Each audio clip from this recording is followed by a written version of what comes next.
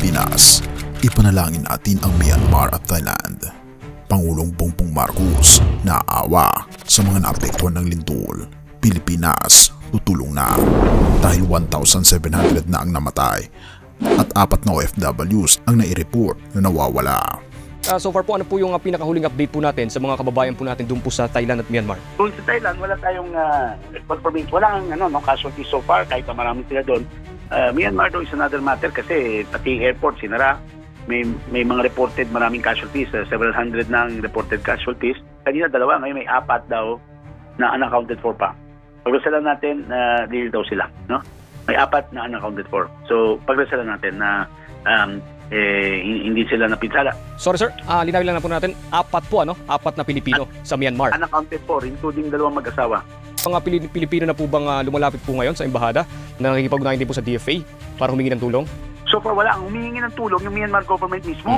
At kaya magpapadala tayo ng deployment team, inaayos pa, mga health workers siguro para tumulong. Of course, maaaring bigay tayong financial assistance. Magpadala tayo ng teams para tumulong magkukay, naganap ng mga survivor, ganyan.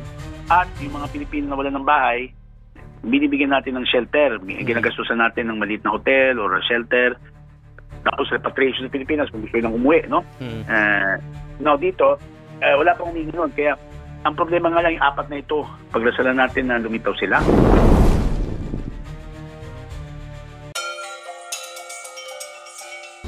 Bago natin ipagpatuloy kaibigan, siya nga pala ang Great Controversy na isa sa mga pinaka-kontrobersyal na libro dahil tumutukoy ito sa mga propesiya sa libro ng Daniel at Revelation na nagaganap na sa panahon natin ngayon bago ang pagdating ng ating Panginoong Diyos ay pinamimigay na namin ng libre sa pamamagitan ng PDF.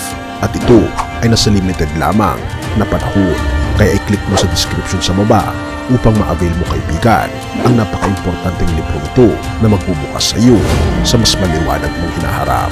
Purihin ang ating Panginoong Diyos at tayo magpatuloy.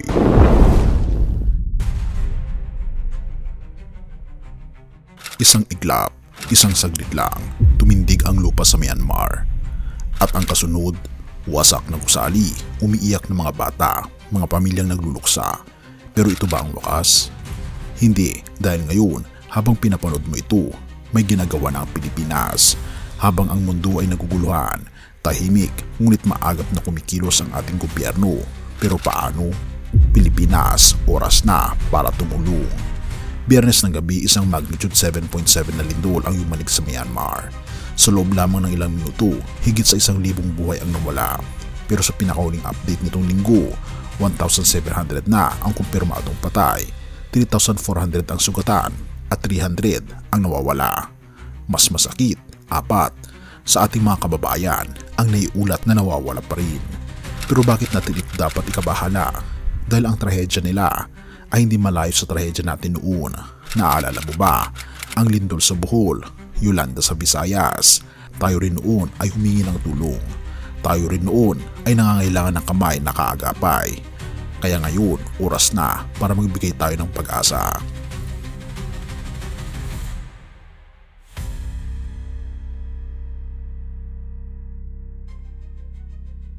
Pilipinas, hindi tayo nagbubulag-bulagan. Ayon sa Office of Civil Defense, mabilis na nagkaroon ng critical interagency meeting para i-coordinate ang Philippine response.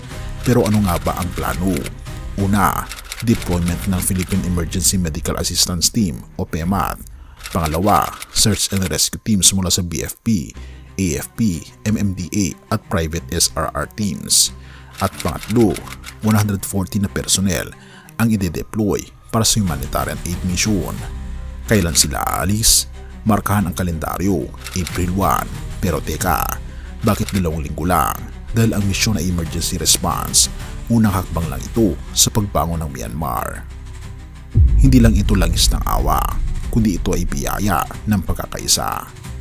Ang puso ng Pilipino ay laging bukas sa nangangailangan. Wika ni Defense Secretary at NDRRMC Chairman Gilberto Teodoro Jr. Sinundan ito ng OCD Administrator Undersecretary Ariel Nepomuceno na nagsabing ang ating karanasan sa pagbibigay ng tulong sa Turkey at Syria ay inspirasyon natin ngayon. Pero paano ang Thailand? Habang ang mundo ay nakatuon sa Myanmar, ang Thailand din ay humaharap sa kalamidad. At gayon din, tutulong din tayo sa Thailand. Bakit ito mahalaga? Dahil hindi lang ito tungkol sa Myanmar o Thailand, ito ay tungkol sa ating pagkakaisa bilang mga Asyano, bilang mga tao at mamamayan ng mundo. Ito ay pagsusulit sa ating pagiging kapatid sa panahon ng sakuna. Pero sapat na ba ang panalangin? Oo, pero kailangan natin ng aksyon. Dahil habang nanalangin tayo, may mga ina na nagluluksa, may mga batang umiyak sa kawalan ng bahay, may mga pamilya na umaasa sa mabilis na pagdating ng tulong. Ang hamon para sa atin, paano tayo tutulong? Ipagdasal ang Myanmar at Thailand, sumuporta sa mga humanitarian missions at ipalaganap ang kamalayan sa sitwasyon ng ating mga kababayan sa ibang bansa. Pero sapat na ba ang kaalaman? Hindi, dahil ang kaalaman na walang aksyon ay walang saysay. Ang bawat panalangin, bawat suporta, bawat pagkilos, ito ang tunay na pagkakaisa ng Pilipino. Pilipinas, ito ang panahon ng pagtutulungan.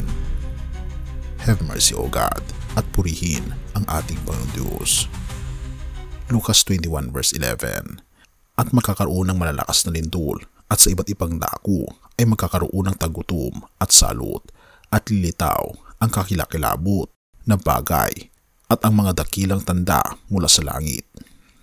Isang babala, isang paalala. Ang mga pangyayari ngayon sa Myanmar at Thailand, mga lindol, sakuna at trahedya ay hindi lamang likas na pangyayari. Ito ay hudyat, isang sinyalis ng lalapit na pagbabalik ng ating Panginoon Hesus, kaibigan. Pero bakit kailangan ng ganitong pahiwatig? Dahil sa gitna ng kaguluhan at trahedya, ang ating Panginoon Hesus ay muling nagpapaalala sa atin na maghanda. Mag-ingat kayo at maging handa sapagkat darating ang anak ng tao sa oras na hindi nyo inaasahan. Mateo 24 verse 44. Ang mga lindol na yumanig sa Myanmar ay hindi lamang gumising sa lupa, kundi gumigising din sa ating mga puso. Ito ang pagkakataon, kaibigan, para bumalik sa Kanya, magbalik loob at maghanda. Ngunit paano? Una, manatili sa pananampalataya. Sa panahon ng kaguluhan, ang tiwala sa ating Panginoon Hesus ang tunay nating sandigan. Hindi tayo dapat mabahala sa mga tanda sa langit, kundi lumapit tayo sa Kanya at maghanda sa Kanyang muling pagdating. 1:14 verse 6. Ako ang daan, ang katotohanan at ang buhay. Walang makakalapit sa Ama, kundi sa pamamagitan ko. Pangalawa, maging ilaw sa gitna ng kadiliman. Habang tumutulong ang Pilipinas sa Myanmar, ito hindi lamang pagpapakita ng kabutihan, kundi pagsunod sa utos ng ating Panginoong Kristo na mahalin ang ating kapwa. Magsilayo kayo sa kasamaan at gumawa ng mabuti. Hanapin ninyo ang kapayapaan at sundin ito. 1 Pedro 3 verse 11. Ang pagtulong sa nangangailangan ay hindi lamang pagkakawang gawa. Ito ay paghahanda sa araw ng pagdating ng ating Panginoong Diyos. At pangatlo, manalangin ng walang humpay. Ang panalangin ay hindi lamang paghingi ng tulong. Ito rin ay pagpapahayag ng ating paghihintay sa ating Panginoon Hesus. Magbantay kayo at manalangin upang hindi kayo mahulog sa tukso. Ang espiritu ay handa, ngunit ang laman ay mahina. Mateo 26 verse 41. Kaibigan, ito ang hamon sa ating panahon. Pilipinas, handa ka na ba? Ang lindol sa Myanmar ay isang malakas na paalala na ang pagdating ng ating Panginoon Hesus ay mas malapit na kaysa dati. Pero handa na ba ang puso natin? Naniniwala ka ba na siya ang daan? Nabubuhay ka ba sa kanyang kalooban? At handa ka na bang salubungin siya? Kayo rin ay dapat maganda sapagkat darating ang anak ng tao sa oras na hindi ninyo inaasahan. Lucas 12 verse 40. Pilipinas, panahon na para magising. Ang mga palatandaan ay malinaw. Sinusuko mo na ba ang iyong buhay sa ating Panginoon Hesus? Kung oo, i-type mo ang oo. Sinusuko ko na ang aking buhay sa aking Panginoon Hesus. Purihin ang ating Panginoon Diyos at tayo manalangin. Ama naming Diyos na makapangyarihan sa lahat, tunay nga po, Panginoong Diyos, na ang aming pong mundo ay hindi na po nagiging safe na tirahan dahil naniniwala po kami na ang aming tahanan ay sa langit na bayan. Salamat po, Panginoon Diyos, dahil ipinapaalala niyo sa amin na ang aming mundo ay hindi ito ang aming permanenteng tahanan. Tulungan niyo po kami, Panginoon, na ihanda ang aming sarili sa malapit na pong pagdating ng aming Panginoong Kristo. Dahil sa Kanya lamang, Panginoon, kami makakasumpong ng tunay na kaligtasan. Aming pong sinusuko ngayon ang aming puso, Panginoong Diyos, at tulungan niyo po kami na lumakad sang-ayon sa inyo pong kagustuhan at pakaingatan po kami, maging ang aming pamilya, at patnubayan po kami at maging ang mga kaibigan po namin na taga Myanmar at Thailand at sa lahat ng dako ng buong mundo. Tulungan niyo po kami na may handa ang aming sarili sa malapit na po ninyong pagparito. Pinupuri po namin at pinapasalamatan ng aming Panginoon Diyos sa inyo pong kabutihan sa amin. At salamat sa pagdinig na aming mga panalangin, at patuloy niyo po kaming gabayan at patawarin po kami sa lahat ng aming pagkukulang at pagkakasala, sapagkat ito sa mutiling sa matamis na pangalan ng aming Panginoon Jesus. Amen.